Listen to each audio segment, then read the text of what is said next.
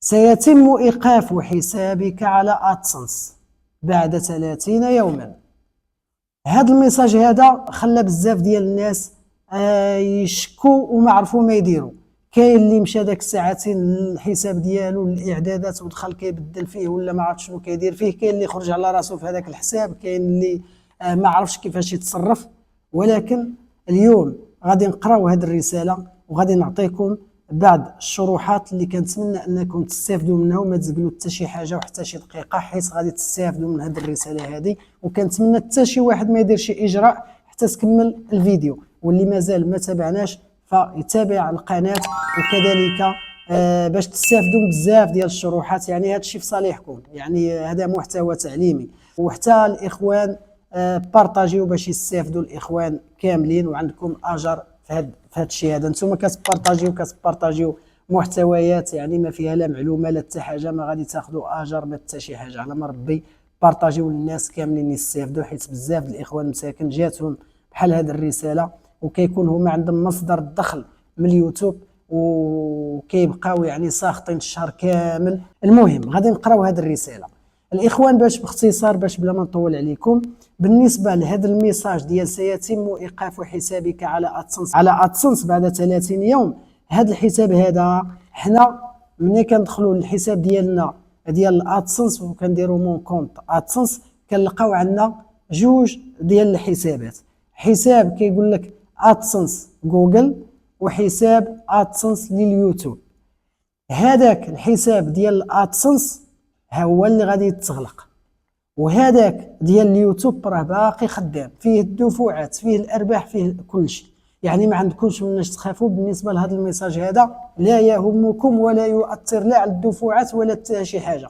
كيفاش غادي تتعامل معاه؟ ما دير حتى شي حركه، خليه هكاك. بغيت الا كنت باغي دير شي مدونه ديال بلوغر ولا شي لعبه، فداك الساعتين عاود التنشيط ديالو وعاود فعلو، راه غادي تفعل لك وغادي تولي دير داك الشيء. وانا متاكد يعني الاكثريه ما عندهمش الغرض بداك الشيء ديال مدونات بلوغر.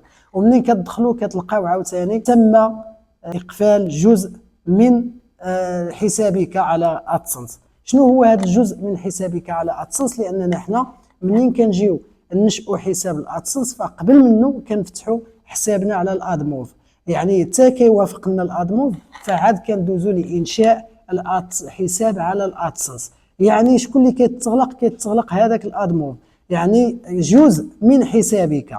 اما احنا اللي كيهمنا هو القناه ديالنا. الحاجه اللي تخافوا منها وهي هذه الرساله هذه: سيتم ايقاف حسابك على ادسنس لمنصه يوتيوب. عقلوا معايا، لمنصه يوتيوب. هذه هي بعد 30 يوما. هذا الميساج هذا شويه قاصح. علاش؟ لان غادي يكون بزاف ديال الاسباب. السبب ديال عدم تنشيط الحساب ديالك ديال الادسنس اللي ما كيجيوه لا دفعات لا ارباح لا والو، لان القناه ديالك شي 6 شهور ما دخلت لك الارباح، هذا فاوتوماتيكمون غادي يسدوه لك.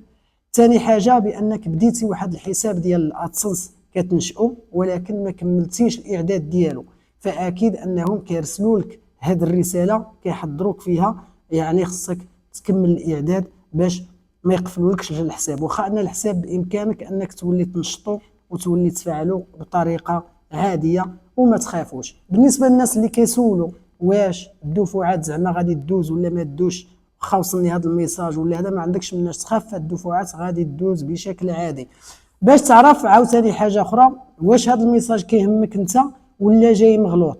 يقدر انه ما تكونش انت المقصود بهذا الشيء هذا. باش تاكد سهله، هذا الميساج اللي جاك في الجيميل اللي هو سيتم ايقاف حسابك سواء على الادسنس او لمنصه الادسنس، ما كيهمناش بجوج الحالات، بجوجهم كيهمونا حنا. اللي كيهمنا نمشيو لهذا الرقم التعريفي للناشر اللي كاين هنا، هذاك غادي نهزوه وغادي نقارنوه بالرقم التعريفي للناشر ديالي انا اللي عندي في استوديو يوتيوب. غندخل القناه ديالي على استوديو يوتيوب في سطح المكتب او من البيسي، وغادي نمشي لصفحه الدفعات، غادي نكليكي عليها فين كاين هذا الدولار هذا، وغادي ندوز لهاد البليسه هذه، فغادي نلقى تماك الرقم التعريفي للناشر ديال القناه ديالي، وهذاك هو اللي كيهمني، وغادي نقارنه.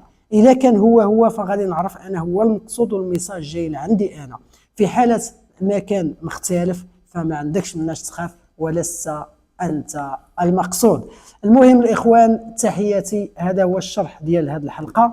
اللي مازال ما تابعش القناه فيتابعها، وكذلك ما تنساوش تبارطاجيو الفيديو للاصدقاء ديالكم باش يستافدوا.